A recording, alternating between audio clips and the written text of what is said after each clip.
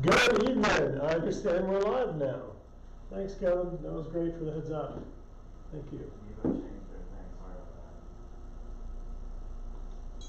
about I'm going to start out by giving y'all Kevin's cell phone number so you can call him at 2 a.m. and tell him what y'all think about this. All right. So we give folks a few minutes to get on, but apparently we're on live. that. Yep. All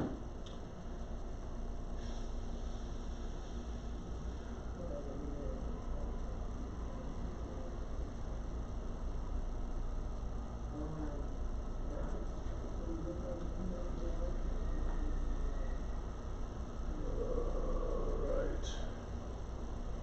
Okay. Hey, thank y'all for joining. I see we have a few folks on. I want to say again, thanks for being on tonight. I'm Garrett Graves, and gonna do a Facebook Live here for a little while tonight. I want to go through and give folks a little bit of time to get on. I have a feeling people may have a duplication benefits question or two, but also want to give you an update on a few things we've been doing lately. It's been a couple of weeks since we've been on, so I apologize for the gap. But those of you just joining now, we're doing Facebook Live, so it is 9:41 p.m. Central Time. And it is Thursday night. So we're live right now if you're watching. You can post right down below where it says write a comment. You can type in a question, a comment, some type of thought that you want to share. Any of that's fine. I'm going to go through and give a couple of minutes of updates on things we're working on, and then we'll jump into y'all's questions. Number one, we announced today a $15 million grant for Baton Rouge Airport. That's an airport to help runway improvements, Plank Road changes, some of the tarmac work, but ultimately this is all part of a larger program that the Airport Commission's working on, the airport leadership's working on to help improve capacity, safety, ultimately better flight options, just better serving the flying public. So excited about that. That $15 million grant was the second largest grant in the nation. Number two, we last week got $94 million from the Department of Interior in offshore energy revenue sharing. That is under the Gulf of Mexico Energy Security Act. That is money that goes to the state and to the coastal parishes that is used for coastal restoration, used for flood and hurricane protection projects. That's the largest allocation the state has ever received, $94 million, and the largest that any state has ever received. But we expect that to keep ticking in an upward direction. Number three, we are working on right now a disaster appropriations bill, largely for some of the disasters that have happened in Georgia, in South Carolina, in Florida, in North Carolina, Puerto Rico, Guam, Northern Marianas, all these different Hawaii, different disasters that have happened, California, everything from fires to volcanoes. Why don't you close that door, maybe that one too. Volcanoes and wildfires and storms and hurricanes, all sorts of things. So that bill's moving. So what we did is we said, okay, a disaster bill, we're going to try and do a few things on it. So number one, some of y'all may be familiar that the Department of Housing and Urban Development was provided funds to do flood mitigation. This is not duplication of benefits. This is flood projects in Louisiana. We gave them $1.2 billion back in February of last year. The same HUD people that have delayed our duplication of benefits have similarly delayed flood protection projects in Louisiana and Texas and North Carolina and Florida and Puerto Rico, Virgin Islands, and many other places. And so we put an amendment up that said that they had to basically release the funds, put out the guidance for that money within, we did amendments in 7 days, we did all sorts of things, but ultimately we negotiated, we did a bipartisan amendment, it commits them to locking it in 14 days. So that's good news. I expect that amendment should pass tomorrow. The other amendment, or one of the other amendments we put on there was an amendment that did the same thing on duplication of benefits. It was going to require within 7 days that HUD issue the final duplication of benefits guidance. We're sick of waiting. They should have done it back in November, as y'all know, and they haven't. So this we tried to do an amendment that was going to require 7 days later that that they had to issue that guidance. And ultimately, And people accuse me of being partisan when I said that, but it's a fact. I'd say it if it were Republicans. The Democrats did vote against. The Democrats basically used a trick in the rules that prevent us from being able to offer the amendment. So the good news is the flood project money amendment, I think, will pass. The bad news is the duplication of benefits amendment, and we think we needed that for an insurance policy to force HUD's hand. That amendment was ruled out of order effectively. So I'll go ahead and jump into duplication of benefits now. We posted up on Facebook just above this post, just below this post, an update on what's going on. So here's the latest, duplication of benefits. What is it? If you applied for a loan through the Small Business Administration, because that is what FEMA told you had to do, if you were approved for the loan, doesn't matter if you took it or not, if you were approved for the loan, what happened later on is when we were able to get the funds from the Restore Louisiana program, you were told that you were ineligible for a grant for the amount up to your loan. So let's say that you were due $80,000 through Restore Louisiana, but you got a $50,000 loan through the SBA. That would mean that Restore Louisiana would only give you $30,000, and you'd be stuck paying back a $50,000 loan. So we tried to fix it administratively, ran into some problems. We passed a law that the president signed into law. It was a bill that I wrote with Congressman Cedric Richmond. It was signed into law in October of last year. And so we're thinking, okay, all done. It's, this is all fixed. Well, HUD has delayed the guidance. Basically what that means is the rules by which the state of Louisiana can act.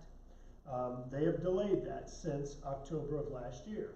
So the sole reason you have not been able to get your money is because these bureaucrats have been slow rolling this rule document or guidance document. So the update on that, good news. Last night, HUD officials, Housing and Urban Development officials, finished the guidance and transmitted it over to the Office of Management and Budget, another alphabet soup agency. They are the ones that have to give final approval, and that's the last step before it is ultimately published in the Federal Register, then giving the state permission to actually cut checks. I remind you, the money is in the bank. Your money that you're owed is in the bank, just in the wrong bank, not in your bank. It's in the state or the federal government's bank. So we have nearly $250 million that you are owed, nearly 7,000 families in Louisiana. The money's been sitting in the bank for 2 years. And the law has been passed since October. What is that, 7 months or whatever, that we've been waiting now. But it looks like we're itching along. They promised me the guidance would be finished by the end of this week. They sent it last night, which was Wednesday night. So now we're just waiting on this approval. I am told the approval should go quickly because the Department of Housing and Urban Development and officials from the Office of Management and Budget have been working together, coordinating on this. Look, I've spoken to the president, I've spoken to the vice president, I've spoken to the director of the Office of Management and Budget, I've spoken to the president's chief of staff. We've worked with constituents to file a lawsuit. We wrote the law. We had to pass the bill through the House of Representatives 3 times because the Senate refused to take it up. So we are doing everything. Look, if you or I were in charge of this, you would have had your money. This would have been done. We are dealing with federal bureaucrats, and they are slow rolling this whole thing. I am sorry, but every single day I make phone calls. I spoke to White House multiple times today, and I spoke to HUD today, and I'm going to continue doing that every day until y'all are paid. So I am very sorry that this is taking as long as it is. You don't deserve this kind of treatment, and we're doing everything we can think of to do to get this money to y'all as quickly as possible. Last thing I'm going to say on this. There was a press release that was sent out last week, and it talked about LMI, low and moderate income. Look, I'm just going to cut to the chase and say that statement wasn't our press release. That statement the press release shouldn't have gone out, number one. It just shouldn't have. It was premature. I wish it wouldn't have been sent out. Number two, the statement in there talking about your income level, low and moderate income, and you may be ineligible, you may have to apply for a waiver or exemption. Just put all that aside. I think that was the result of a lack or a misunderstanding by some folks, not us. And so just ignore that for now. If that becomes an issue, I certainly will let you know. I do not believe it is going to be an issue. There's a much, and I don't want to get in all the weeds on the rules, there's a much bigger formula that applies. I think we're fine on all of the low and moderate income stuff. So let me say it again. If you were worried or you were told that because of LMI, low and moderate income, you're going to be ineligible for the duplication of benefits fix, I don't believe that to be true. I think that is inaccurate information.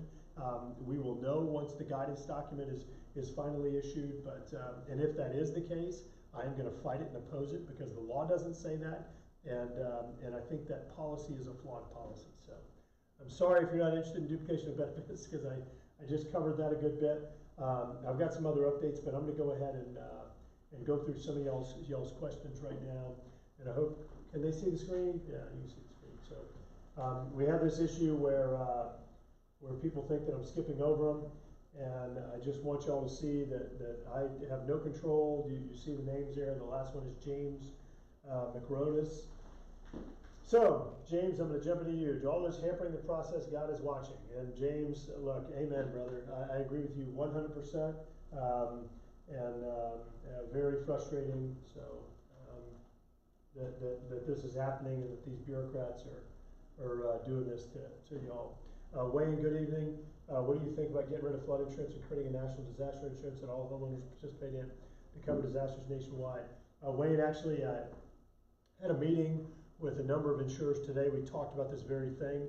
I think it is a viable option. I don't think that it is the only viable option. In fact, an all hazards type policy is something that I started talking about back in 2014 when I first started doing the campaign. But I did pair it with this concept that there would be some type of safety net. Look, if we have some catastrophic disaster, I think having some kind of safety net in place for a reinsurance is something that would help to ensure that we can actually get all hazards insurance in Louisiana, that insurers would be offering up products to where we'd be able to compete and get good prices and competition and all that. So I do think it is I do think, Wayne, it's an idea that needs to be considered. I think it's one of the many ideas that could solve this problem because you first of all, if you have that, it resolves this fighting we've seen in the past, particularly after Katrina, where the insurer was saying, oh, it was water damage, and FEMA was saying, no, it was wind damage, and they were fighting over if anybody was responsible, who was responsible. If having all hazards policy, it's all hazards. It broadens the portfolio of people paying and all that, so I think there are a lot of reasons why it has merit. Barb, worried about flooding since nothing has changed since 2016 flood. Barb, I'm not sure where you live. Let's see if it's on here. Yeah, it doesn't say. Look, I want to be clear that depending on where you live, there actually have been some improvements already. If you live in Livingston Parish, there's about $50 million worth of work that's underway right now, doing clearing and snagging, cleaning out canals. There's been a little bit of work that's been done in Baton Rouge area, but we were able to secure $112 million through FEMA for extensive work helping to improve flood protection there. As you know, Barb, we secured $255 million for Baton Rouge area flood control, Ward Creek, Jones Creek, Bayou Fountain, Beaver Bayou, Blackwater Bayou in the north part of the parish in the central area. And the Comey project, of course, been able to secure nearly $400 million for that project, which will provide flood improvements in East Baton Rouge, Livingston, and Ascension parishes. So, look, Barb, I understand your concerns, but I do think there have been some improvements, but just know that some of the the most significant improvements we have ever experienced in the capital region are underway. They're moving forward. They're under construction in the case of Comey, and they're moving toward construction in the case of the $112 million, in the case of the Baton Rouge area flood control project, and some other efforts. So know that we've got stuff that's moving. All right, let's see. I'm not sure. It seems to be going the wrong way. Okay, Paul Pike says, good evening, Shelley Hendricks. Good evening, Shelley. Hope you're doing well. Hope that Liam and everybody are doing well. AJ, if you were waiting on the game to get over with, it was 6 innings ago.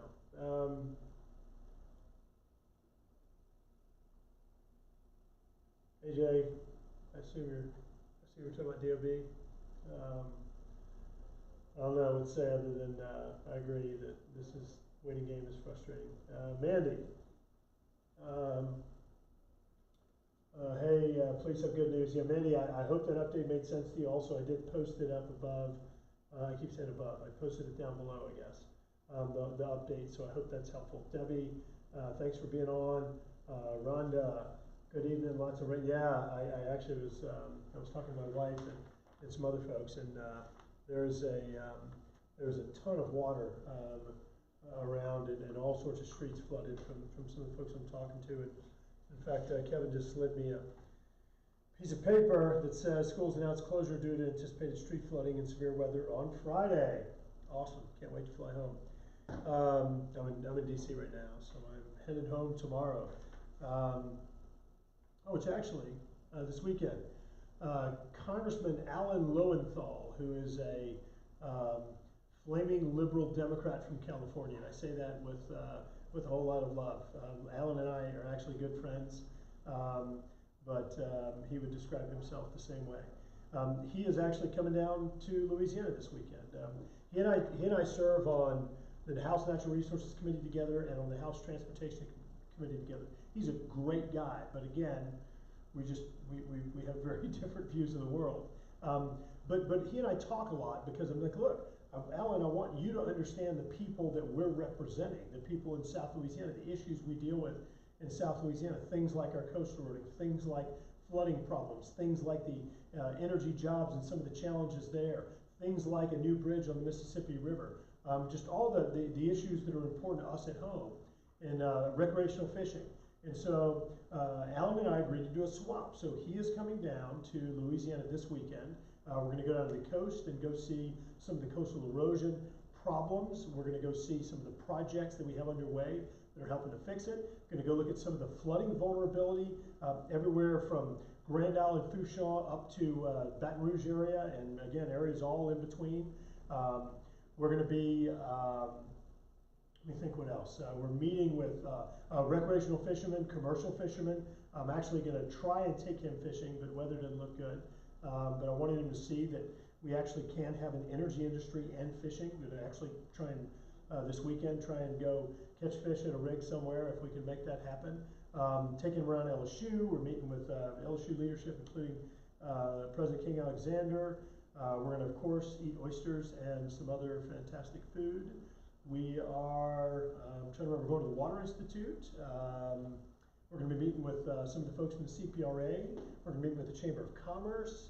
Going to be meeting with some environmental groups. Going to be meeting with legislators.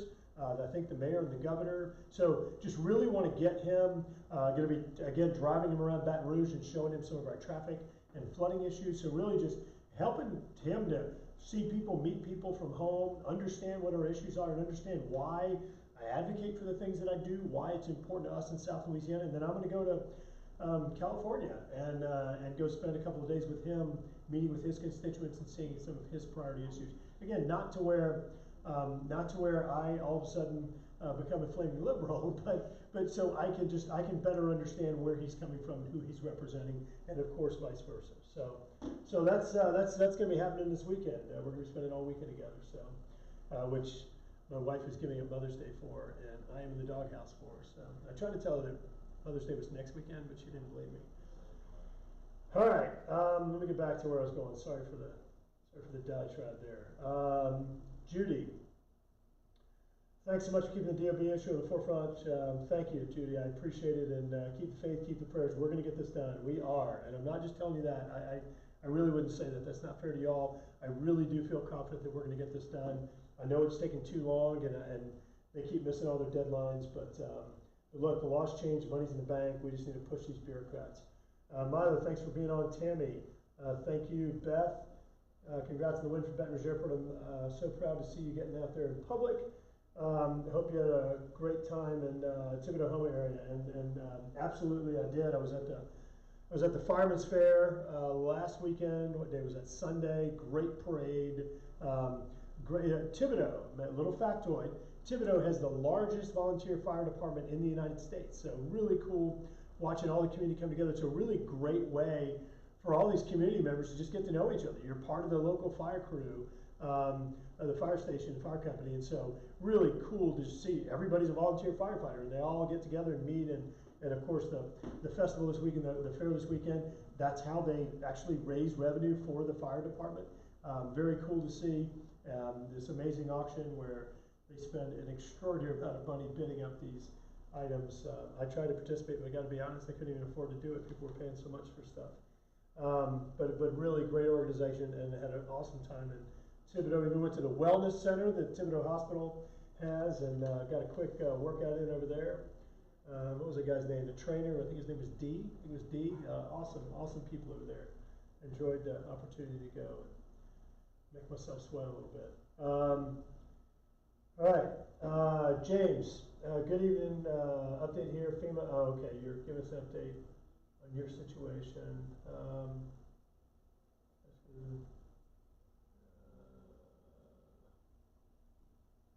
Hey, Stace. James, will you look him up? Carlil Peary. I'm probably butchering both those names, but will you just grab that and make sure that his comments in here, and just make sure that we apply it to the to his flood situation, and see if we need to engage and help out there. James, we're gonna check in and see if we need to help you out with FEMA. Hello's comment. He said he's talking about the Restore. He said Restore and FEMA have failed. If they were answering to the Better Business Bureau, they would tell everyone to run and not speak with either. That's funny. AJ, still dealing with public water access issues. State buddies keep kicking the can down the road. AJ, and I think you and I have talked numerous times about the you're concerned about the access of water bodies in South Louisiana, where folks put up the gates and everything. And again, you and I have discussed this several times. We've engaged the Attorney General's office, State Lands Office, and others to come up with some resolution here that's fair. Excuse me, Colleen. We're in the Co-Meet project. I live in the Co-Meet in Baker, and getting nervous every time it rains a lot, like today and tomorrow, and all upcoming this weekend. So Colleen, one, that project is technically under construction right now. We have secured every penny of funds. In fact, the project is pretty much going to be 100% federal from here forward. So no other cost. All the money's in the bank. We secured it last year in July, and that project is moving forward again. It's technically in the construction phase. What they're doing is they're doing the utility relocations. So whether it be pipelines or electrical conduits or other things, they're relocating those so they can actually come through and dig the canal. The State Highway Department, the Department of Transportation and Development, they are working on the design and construction of the bridges. They've got to build the bridges, big wide crossings so you can have a canal under the roads, 1961 and others. So that's underway right now. The Corps of Engineers did agree to let the state do the bridges, which I think is going to be better, faster, cheaper. So that's good news, and should move this thing forward a lot faster. Right now, they're looking at about a 3 to 4 year implementation schedule.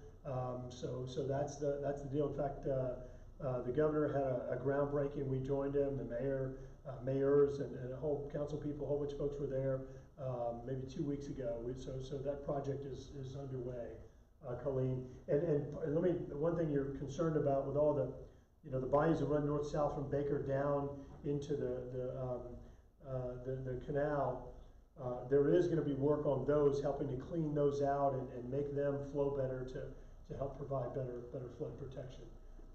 And that should happen sooner than later. Julia, what about those who had insurance but it was not enough and had SBA and DOB? Okay, so Julia, here's your scenario, if I understand you correctly. Let's just say that you had 100,000 in damages. The flood insurance program gave you 50,000, but your structural damages were 100. So you've got a $50,000 gap there. The Restore program, look at that, wife's calling. Let me tell her I'm busy. Excuse me one second. Hey, I'm doing Facebook Live right now. You're live on Facebook. Can I call you back later?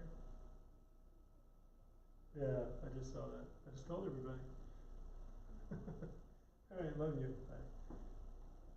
Bye. Hey, what are you doing eavesdropping on my call? All right. So, I don't know what I was talking about. Okay, yeah, so we're talking about your, Julia. So you had $100,000 in structural Want me damages. to call you again? $100,000 in structural damages, and flood insurance program only gave you 50,000 bucks. And so, so you still have 50,000 in unmet needs or losses. The Restore program did an amendment a few months ago that actually makes you eligible between the 50,000 that you were paid and the 100,000 gap. So they did make it a change. They made an amendment to their program where you're potentially eligible for funds there. Now, if you also have an SBA loan, let's say that you have an SBA loan for 30,000 on top of your 50,000 you got from the flood insurance program. So you have 50,000 from flood insurance, $30,000 SBA loan. So in that scenario, then it seems like you'd be eligible for up to 20,000 through the Restore program. But when duplication of benefits is fixed, you would be eligible for the additional 30,000, so a total of 50,000 potentially through Restore as well. So Julia, I hope that answers your question, but that should be the scenario. We're waiting on the final guidance, as you know. Robert, don't say why it didn't get done. That's lip service. Robert, I assume you're talking about duplication of benefits. Look, I'm not lip servicing anything. I'm just telling you what's going on. If you or I were in charge of this, Robert, this would have been done back in November. You would have been paid back then.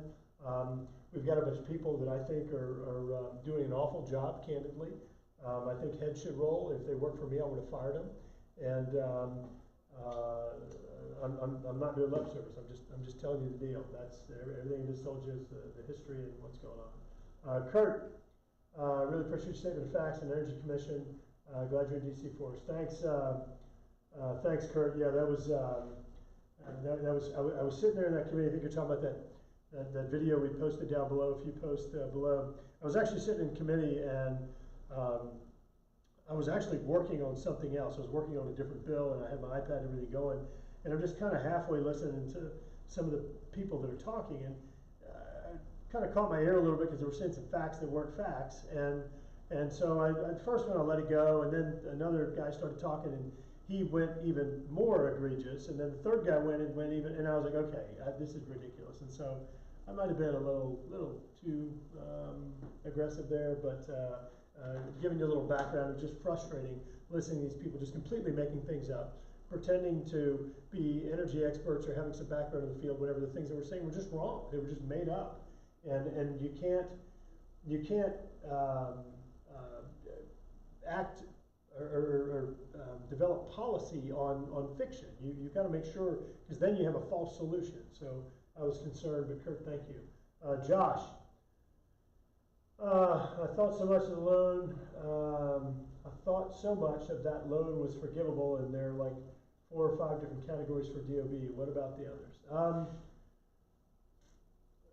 Josh, they're really, one, the loans not really forgivable. The deal is with this DOB fix, with the duplication of benefits fix, either they, if you've got a $30,000 loan that Restore said they couldn't give you the $30,000, now they should either be able to give you the $30,000. They may give it to you. They may give it to SBA. They may give it to both.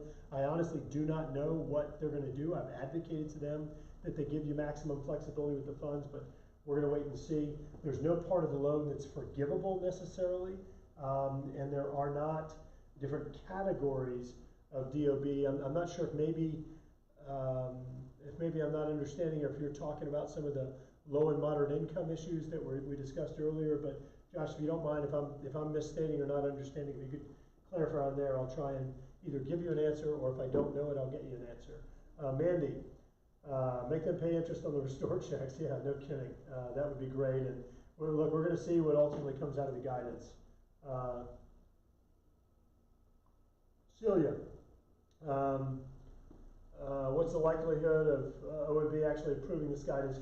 Celia, I'm told that OMB, the Office of Management and Budget, and the Department of Housing and Urban Development actually worked in coordination to develop this guidance document. So when they told me that, I said, okay, so why do you even go through an approval process if you helped to write it? Which I got blank stares. But in any case, I am told that that coordination should help to streamline the approval process, and so we're told that it should be approved. I also was told that based on some of the conversations that we've had with the president, that you know, OMB was told to fast track this thing by President Trump. So hopefully all that makes it happen quickly. Eric, I appreciate your transparency and straightforward approach. Washington needs more. Thanks, Eric. I appreciate the kind words. I appreciate it. Hey, Stacy, James is commenting again about. Oh, never mind. This isn't the case. Let's see. I was awarded 148K and was hoping it's a bit more now that it has sat somewhere and collected interest. Right, James. I don't think that's the way that they. I don't think that's the way that they calculate the payments. And so I'm guessing that when you say you were awarded 148, I'm guessing that's through Restore versus through the flood insurance program. So it depends on which option you choose. As you know, you have different options. You can do the work yourself. You can hire a contractor. You can have Restore contractors do the work for you. What they do is they use a formula that looks at how many square feet it is, how much water damage you had, and then they say, okay, maybe if this is Restore, they would maybe say under option 2, you're eligible for up to 148,000. But that doesn't just mean they're going to cut you a check for 148 if you choose that option. You have to, you know, get a contractor. You have to start doing the work. They'll pay the contractor plus an administrative amount. I think it's up to like 20%, but then up to a total maximum in your case of 148,000. But look, I don't want to stand here and tell you definitively what's going on with your situation. If you need us to engage with Restore, happy to do that. We probably ought to do that by ourselves, not with a bunch of other folks listening to your personal business. So happy to work with you on that. Carla, thank you for the kind words. I appreciate that. Wayne, good evening. Actually, I already answered that one. That was earlier. James, I answered yours. Edith, who will control the GOMESA funds designated for flood protection in Louisiana youth? Great question. So I talked earlier about the fact that the state of Louisiana last week was awarded $94 million in funds for the Gulf of Mexico Energy Security Act. That's offshore energy revenue sharing funds. The funds must be spent on coastal restoration, flood protection, hurricane protection, and the like. The majority of those funds, about 3/4 of them, are controlled by the state of Louisiana through the Coastal Protection and Restoration Authority. That is chaired by Chip Klein, but it's a board. It has regional representatives, has other folks all appointed by the governor of Louisiana. So they will control the funds. They do have a public meeting. I think it's the third Wednesday, third Thursday of the month. So they do meet every single month, public meeting. They do have to submit a plan to the legislature laying out how they want to spend their money. And then the remaining funds go to the approximately 20 parishes that are in the coastal zone in Louisiana, and those are controlled by the parishes and have to be spent on similar type projects. Let's see, Celia is asking what happens if they don't approve it. So you're talking about the duplication of benefits guidance. So under that scenario, if the Office of Management and Budget does not approve the guidance for duplication of benefits, then it would go back to HUD. They would say we disapprove it for these reasons. It would go back to HUD. HUD would adjust it and resubmit. Let me just say it again. Based on the feedback I've got from people, it's the same people that unfortunately committed to deadlines they didn't meet. They did tell me that they thought this was going to be approved. So, Celia, but look, like I said, I'm going to continue checking on this daily. Barb answered your question, David. Thank you for the kind words. Eric, what's the one thing you want voters to be mindful about when they go to the polls next year? Eric, thanks for asking that. Because this is our government office and government Facebook page, I can't really talk about campaign things. That's a separate. We have to keep things walled off, so we're not using taxpayer dollars to do campaign advocacy type things. So if you don't mind, I'm going to take a pass on your question. Susan, let's see. Will they make us put this money against our SBA loan, or can we replace the savings we also have to use? Susan, I'd love to be able to give you the answer to that. Honestly, I don't know. The law doesn't specify that it has to go toward your SBA loan, which means that that probably is going to be spelled out in the guidance. We have repeatedly urged OMB and HUD to provide maximum flexibility to you. And the reason is that many of you kind of have these unique circumstances like you just described, where you might have spent $100,000 out of your own savings, and so allow you to replenish some of that, or your retirement, or you might have borrowed other money, and so we've asked for maximum flexibility. That way you can determine or at least be very involved in determining what the right priority for those dollars is. Some people have said, look, they'd love for it to just go to pay off their SBA loan. Other people have said, I've actually already paid off my SBA loan. So there are a lot of different scenarios that the thousands and thousands of you have. That's why I think maximum flexibility makes the most sense. But certainly, Susan, as soon as we get clarification, I am going to post it up and make sure that it's up on Facebook and we get it out to the public as quickly as possible. I'll say again, that press release that went out last week, it was premature. It shouldn't have gone out, and it's got some misinformation in it. We didn't send that, but I'm sorry for any confusion that might have caused. Jimmy Nolan, please don't forget about election time, that our governor could be helped well. Jimmy, look, I understand why the governor is not cutting checks. I do. He's a lawyer, and he probably wants to make sure that he's following all the rules. I'll tell you this: if I were governor, I would have cut the checks, and here's why. Look, we're different people, different styles. I'm not criticizing him. I'm just telling you, I would have cut the checks, and I'll say it again. Here's why. You think through this a little bit. If I'm governor and I just cut you checks, I mean, look, the money's in the bank. It's $250 million sitting there. It's been sitting there for 2 years. If I cut the checks, what can happen to me? So the federal agency, HUD's going to come after me and say, you broke the law? Okay, the law says that these people are no duplication of benefits doesn't apply anymore. What law did I break? I think HUD's breaking the law by dragging their feet and taking as long as they are to issue the guidance. Plus, I think it's the right thing to do to cut checks. And so if I got to go to jail because I did the right thing, bring it. I'll go to jail for that. Because I have spoken to y'all who have had foreclosures, who have had bankruptcies, people who have had to choose between their life-saving medicine and paying an SBA loan off. That's bull. All those situations are bull. You're being totally victimized because some bureaucrats want to take off the weekends. You know what? Taking off weekends sounds nice, but a lot of times you gotta put in the extra hours. You gotta work late. It's 11:15 here at PM at night. How about that, PM at night? Just to double emphasize. And so sometimes you just have to do that because you've got to put in the extra hours. You got to do the work that's needed. You got to do your job. And so I just think that I would take that risk. But we have different styles, we're different people. I'm not throwing anybody under the bus. I'm just telling you that's what I would do.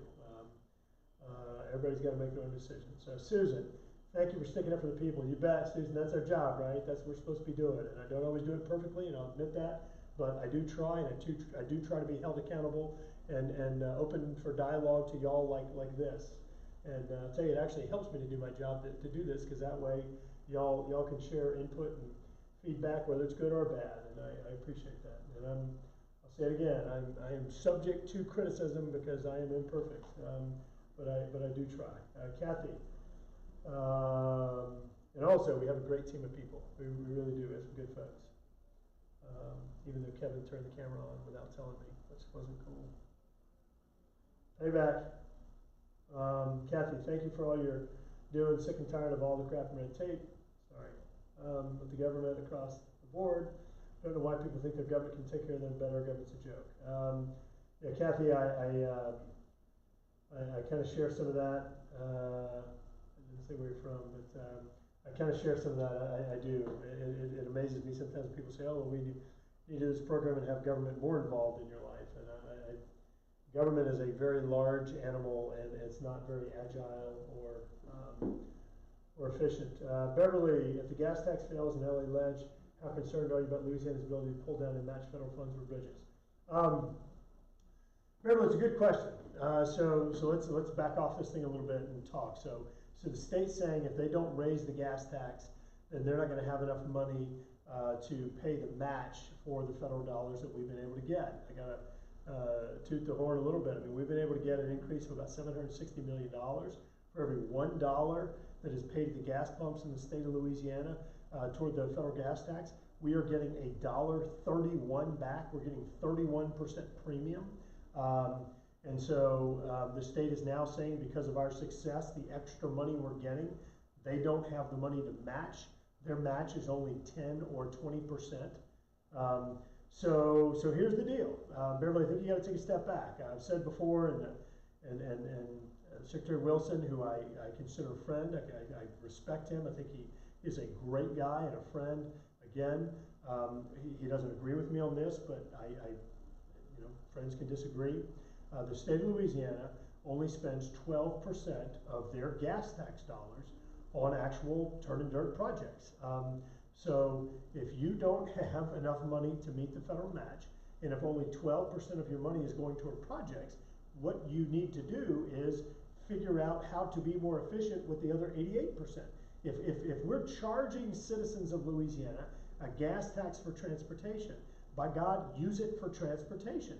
Don't divert it and use it for all these other non-transportation sources. That's disingenuous. Just this week in the House Transportation Committee, 2 days ago, we passed a bill out of committee on the harbor maintenance tax. We charge shippers a tax for dredging the rivers. And then Congress and the federal, the White House, and this has happened for decades, they take, in some years, over half the money and use it for other things. That's called embezzling. That's what it's called in the private sector. And in Congress, apparently, they call it budgeting. In the state of Louisiana, they apparently call the same type of activity budgeting. So Beverly, what I think they ought to do, and look, I don't care if they have the match or don't have the match, they need to do this anyway. The state needs to go in and they need to be more truthful about that funding source. If you're charging people a gas tax for a user fee for road projects, use it for road projects. So look, I am absolutely an advocate for more investment into transportation projects in Louisiana. I mean, look, we've got the 13th worst traffic in the nation, according to TomTom, worse than Chicago, Illinois. How does that happen? But we've got to do a lot of other things. We've got to stop politicizing projects like the Audubon Bridge project that was built above Baton Rouge. The project has merit, but it doesn't have more merit than a bridge further south. Why did we build that one first? You got to stop having politics in this process. Let data and science drive those decisions. We've got to stop building other 4-lane roads where there's not traffic. There are a lot of other things we need to do to reform our transportation system and funding mechanism in Louisiana, but those are a lot of the things that I would do, and I hope that was responsive to your question, and I hope that you and Corky and everybody are doing well. All right, Brandon, anyone else having low volume issues? Oh, sorry, Brandon. We've got a different camera. I don't have that little pin on mic, and so I guess I need to be talking louder. If y'all are having trouble hearing me, if somebody else can comment, let me know. I'd appreciate that. I'll try and talk louder. Sorry, Brandon. Beth.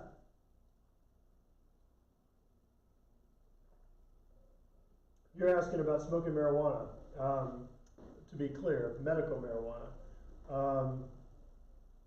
And you're talking about the state Department of Agriculture, and that's been a pretty hot topic. As you know, there have been big battles between the LSU and the State Department of Agriculture. I have spoken to State Agriculture Commissioner Mike Strain about this. They indicated that they are working to get this resolved. I got to tell you, I don't know the latest information on this one, Beth. Kevin, will you make note? Beth Guidry Wilson, and we'll flag that one. Beth, I don't know the absolute latest information. The last conversation I had with Commissioner Strain on this was probably a couple of weeks ago. In fact, it might even have been longer than that. So I need to get a more live update because I don't want to give you old information or bad information. So let us follow back up with you on that one. Joe Cummins, Joe, will the checks be two-party? Yeah, you're talking about the duplication of benefits. Will the checks be two-party to you and SBA or not? Joe, I honestly, I don't know. We've advocated that y'all be given maximum flexibility, but I don't know ultimately what the guidance is going to say. It could, is about all I can tell you. We've advocated otherwise, but as soon as we get our hands on the guidance, I certainly will share that with y'all and let you know. And just to be clear, Joe, the bill that we wrote that was ultimately signed into law by President Trump, the bill does not require that. It doesn't require that the checks has to be double party or anything like that. So certainly they can't point to that as any reason or justification. All right, Tony Wood Guy is asking, what is low to moderate income? So Tony, what the deal is there is a policy within the Department of Housing and Urban Development that says that whenever you get community development block grant funds, which is what the funds that are being used to fund the Restore program are, they're from that category, community development block grant disaster recovery funds. That whenever you have those funds, that states or parishes or whatever entity administers the program, they have to sort of concentrate the funds or the program that they're using that program is funding, those dollars are funding. It has to focus on low and moderate income citizens. So you could come in and say, okay, well, if low to moderate income is up to, and I'll make up a number, $50,000 per household, then you would have to focus on that level of folks, $50,000 and below. However, the way that it actually works is that it's an average. So you could have somebody who makes $20,000, and then you could have somebody who makes $70,000, and they both would be eligible because they end up averaging one another out. And so it doesn't, the way it's set up, it's not designed to box out necessarily folks who may be above a low to moderate income threshold. It's designed to concentrate or focus on those.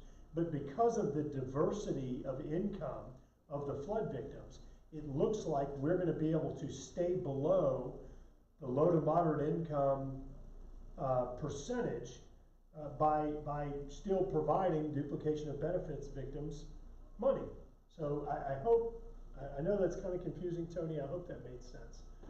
Barb, in Livingston, the interstate still has the barrier down the middle and no cuts for drainage. That's what causes the flood. Barb, in last year in 2018, we passed a bill, a provision was in there that we were involved in, and we wrote it. It's in the Disaster Recovery Reform Act, and what it does is it requires that the Federal Highway Administration and FEMA get together and that they revise basically the standards for that drainage. And so we are waiting for them to write that rule or that guidance. I have urged the State Department of Transportation to put holes, as we've seen. They're now doing it further out over to the east of you, over in the Holden type area, and further east there. And in the new construction, they're doing it in the new construction in the Breaux Bridge Lafayette area. They have the same barriers but with the holes in them. So we're urging them to retrofit those, but we also have passed a law that requires new standards. So Barb, we're pushing them to do that. James, I think we've got this one noted. This is the one that I saw earlier. Linda, thank you very much. Zahid, let's see.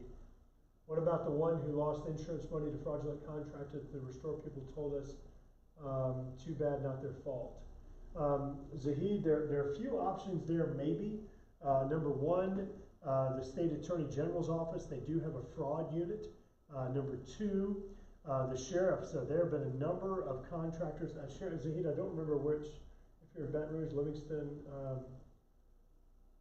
I don't see it on here, but I don't think anyway. But I would be happy to work with you. We'd be happy to work with you. I don't know if you're in East Baton Rouge or Livingston. As I recall, I think you might be in one of those. But we can potentially take your scenario and refer it to the district attorney or to the sheriff.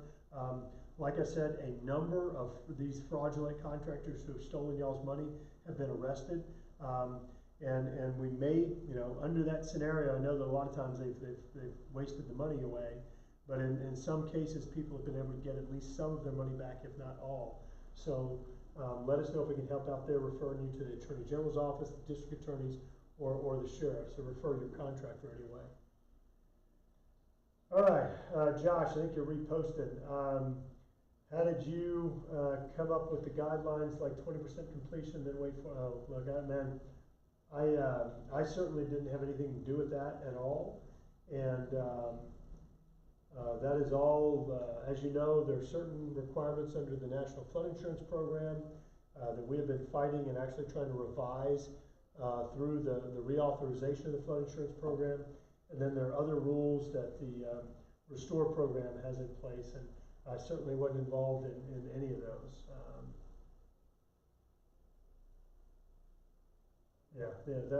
I'm reading your thing, Josh, your statement, Josh, and that is not us at all. But I can just tell you this: if you're being treated unfairly, or if they're cutting you in regard to a legitimate or fair amount of money, then I'm happy to work with you, or our office is, and happy to work with y'all and see if we can work with the Restore program or an FIP or what have you, and make sure that you're treated fairly.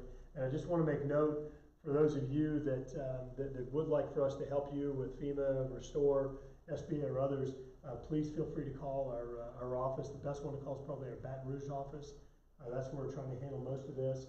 And phone number is 225-442-1731.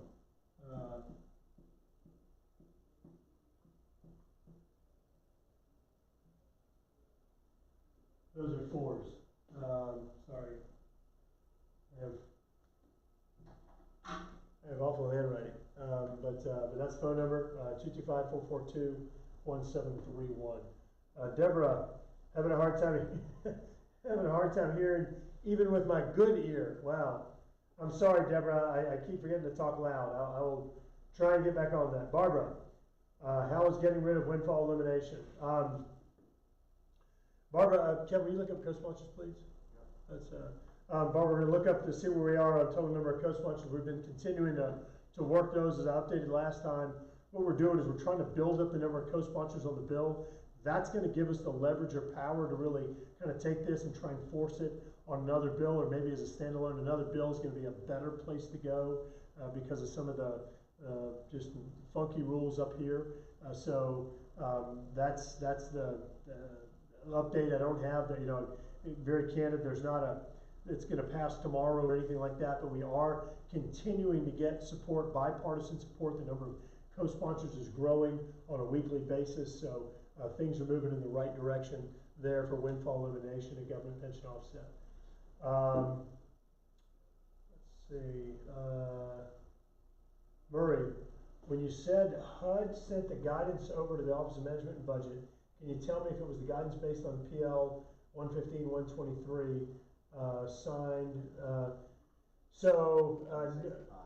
How many? 165. Oh, nice. Yeah. So Barbara, hey Murray, press pause for 1 sec.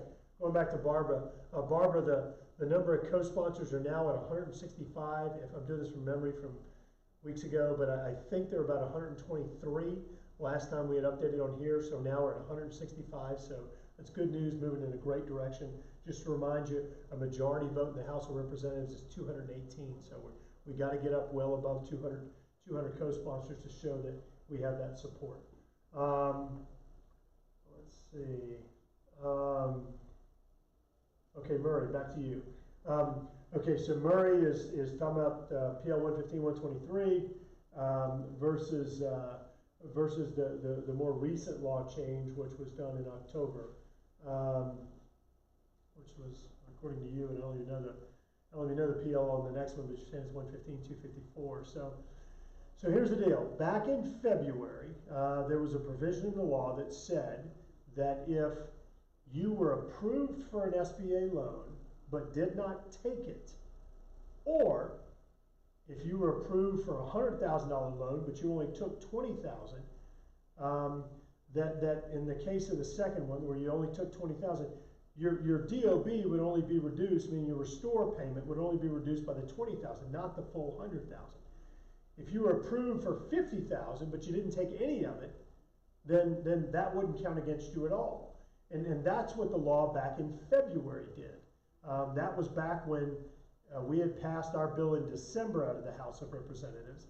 The Senate gutted it and put this smaller DOB provision in there. This was in February of last year, of 2018. And that's what Murray's talking about, Public Law 115, 123.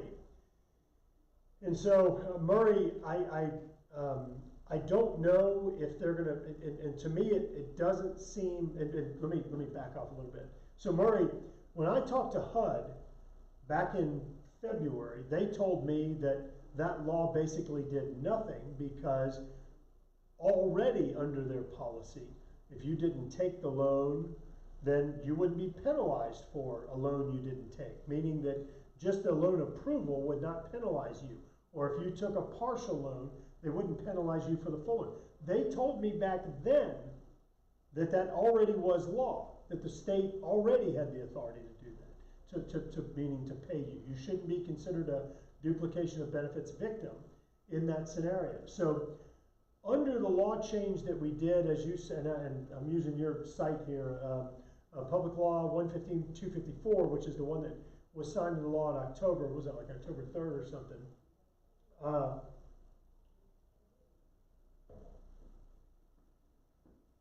We just fixed it. We fixed it for everybody. So I don't think, Murray, I can think through a scenario whereby they would have to do guidance for the February law change and for the October law change. The October law change, the bill that we wrote, it fixes it all. It fixes it whether you took the loan, didn't take the loan, took part of the loan. It fixes it for everybody. So unless I'm missing something, I don't know why they would do guidance for the February law change. One, because they said it was already the law before. Two, because it seems redundant because our law change fixes everything. So if I'm missing something, Murray, just post again and please correct what I'm not understanding if you don't mind. Linda says, hey, Lauren. All right, well, y'all chat up a storm. Don't let me get in your way. Gayla, and I was kidding, obviously. Gayla, thank you for coming in here. Wait a minute, Gayla, you were at that school? Oh, that didn't click. Wait, what are you?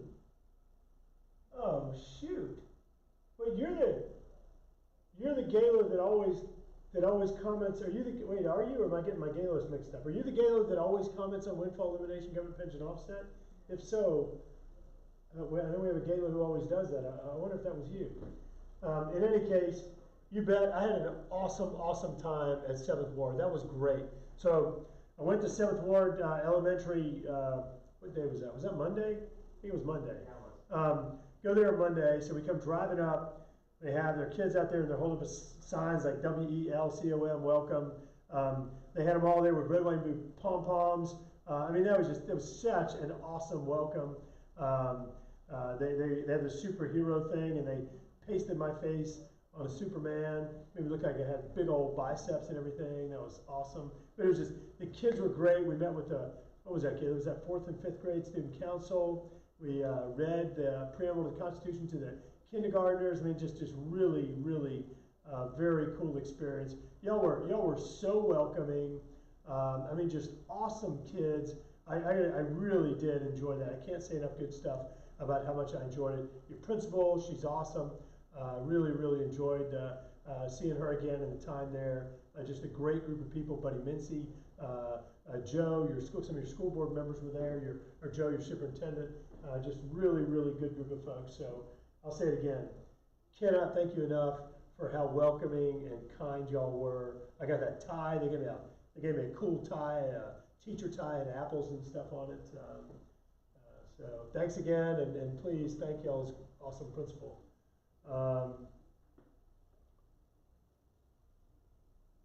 And so Gayla's talking about duplication of benefits. Hope it'll be over soon, and funds will be dispersed to everyone soon. Okay, so here's the scenario. We're sitting down in the lunchroom, and I think we posted a picture of the lunchroom, and I'm there, and they brought this platter of like fried. It was like fried oysters, fried shrimp, hush puppies, fried fish, like fried dirt, like it was just fried platter. And it was right in front of me in all the pictures. I couldn't have eaten all that if I tried. I mean, like, there's not a chance. And if I did eat it all, then I would have had a heart attack later. But regardless, great experience. And right to my left, they had this great kid, if I remember right, Preston Edwards. Kayla, did I get that right? Preston is this just incredibly bright, articulate. He was like 5th grade.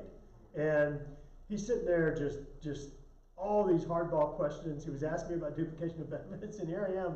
Like, he was like in 5th grade, and just the kid was great. Loved the opportunity to hang out with y'all and to meet the students. So thanks again. And the food was good. I did eat some of it, but I'd be having some major blockage right now if I ate all that. Dale, thanks for your support of our state oil workers. Dale, you bet. Hope you were doing well. There's a guy named Dale Morris who works for, at least used to work for the Dutch embassy up here, but that's not you. But no, happy to do it. We just make sure they're operating on facts, and we try and do that up here. Kristen, let's see, thank you for taking the time to meet with the Louisiana Insurance Delegation today.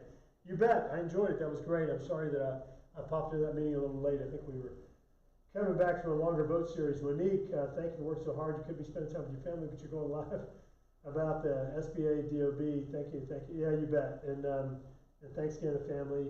Honey, if you're watching, thank you very much. And no, Monique, I'm not calling you honey. I was talking to my wife.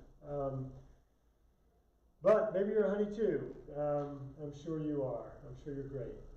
Jeff, let's see. The $1.2 billion you helped to secure in response to the 2016 floods. The governor's mentioned opening that pool of money up statewide. You stressed that it should go to the parishes most affected, and yes. Was that bad? Sorry, I missed it because I was talking to Steve. Okay, all right. Jeff, yes, I think it should go to the most affected parishes. I think it should go to the areas that have the greatest vulnerability. I am concerned that it's going to be a politicized process. I don't want that to happen. I do want to commend the governor and the state for going out and looking at the, they didn't wait around. They actually went out early and started looking at the different watersheds or basins to help identify where some of the greater vulnerabilities are. I have some concerns about how they did that process, particularly how they're integrating it with the state's coastal master plan that already has really good science and data to determine which projects in the coastal zone, which is, you know, like Ascension on down, which projects in that area need to be funded, because that is already determined. How are you going to integrate that data with the updated data they're doing from this watershed program? So I do have some concerns about how they're approaching it. Look, the main thing I've got, Jeff, is that I don't want the projects to go to junk. Just like I talked about the bridge earlier, we need to have the best projects that have the best merit. They're going to protect the most people. They're going to provide the best return on investment. That's where we've got to put the money. I shouldn't be making a decision. The governor shouldn't be making the decision. The data, the metrics should. Science should. And so that's what I'm advocating for. I think that there needs to be consideration of the parishes that were hit the hardest, and here's why. So you're in Livingston Parish, you get your flood insurance check, or you get your DOB check from Restore. You're sitting there and you're looking at your home that had 4 feet of water in it, and you're like, am I going to build back and live in Livingston Parish or in Baton Rouge or Ascension or whatever, or am I going to Texas? And so I think that we've got to provide an additional level of security for you, for those people that are holding that check going, do I want to do this again? Is this safe? Do I want to subject my family, my life savings, to the threat or vulnerability of flooding again? So I do think there needs to be special consideration factored in for those areas that need to be rebuilt, because we need to give you additional confidence that that's the right place. It's a safe place to come back and help rebuild our community. So that's my 2 cents. That's what I would do. But let me know what you think, Jeff. Todd.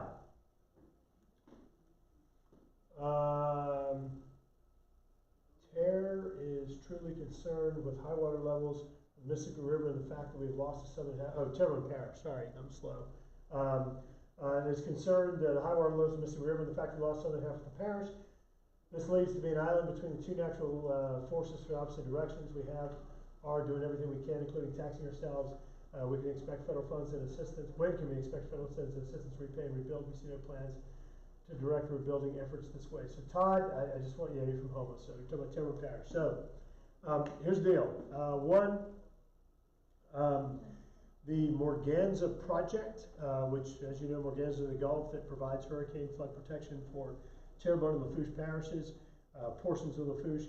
It has received more funding from the CPRA than any other project for hurricane flood protection in Louisiana history. So a lot of progress being made there. Number two, you may be familiar with the fact that the Corps took a project that was initially estimated to cost $586 million in, I think it was 99, give me a little wiggle room on the years,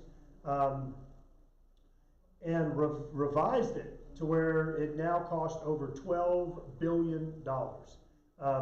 That is a crazy figure. I agree with some of the revisions, but it should be around 1.5 billion based on inflation and some of the changes since 99 or whatever it was. The project is moving forward. We are working on a revision for the cost estimate right now to bring it down to something that's reasonable, that's doable. They already have the majority of the first lift. You got the dove structure. You got a lot of the other water control structures in place. First lift of the much of that levee is in place, and so there's a lot of work that's underway right now, and has been underway. Also, let's see, Whiskey Island is the largest, most expensive barrier island construction project in Louisiana history. $110 million was put to that. I did that when I was working for the state and negotiated the BP settlement. $110 million was put to restoring Whiskey Island, which helps provide a southern buffer. I say it again, the largest, the most expensive barrier island project in Louisiana history.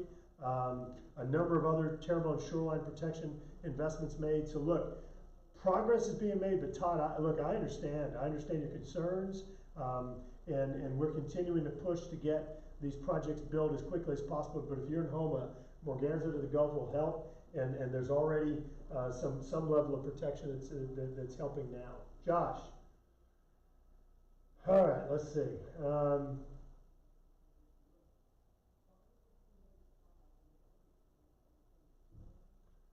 Okay, you're saying I received a Josh, tell you what, hey Stacy,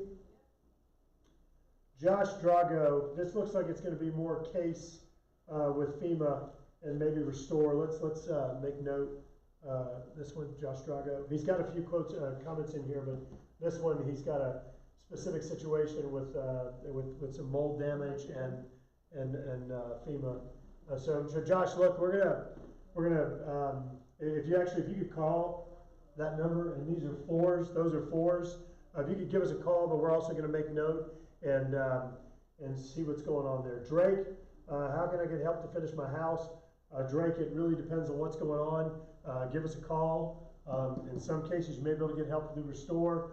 It really depends on your situation. In other cases, there are certain charity groups that are out there helping out as well. So it really just depends on your situation. Give our office a call and see if we can figure out a solution for you. Deborah, just curious who gets interest in the Restore money that's been sitting in the bank for over 2 years. How can HUD or OMB not approve it shall pass by law? So Deborah, I think that the interest money, and I know we looked this up once and I don't remember the answer right off, but I think that the money goes back into the overall fund for restoration and recovery from the flood. How can HUD and OMB not approve what shall pass by law? And that's a really good question. And Deborah, that is why we actually did some work with a constituent to file a lawsuit, because I'm not going to play their games. There is a safety net in place. If they try and play games with us and try and not approve it, the court will then direct HUD to follow the law. I feel very confident by what the law says that it will fix the problem. So they can't. The bottom line is they can't. but we may have to get into an enforcement by bringing in the third branch of government, which is the judiciary, to make them follow the law. But hopefully we won't have to get to that. Judy, please address the drainage problems in East Baton Rouge Parish due to new subdivisions coming in. Yeah, Judy, I'll say it again. Number one, $112 million in funds are going to help provide better flood protection in East Baton Rouge Parish.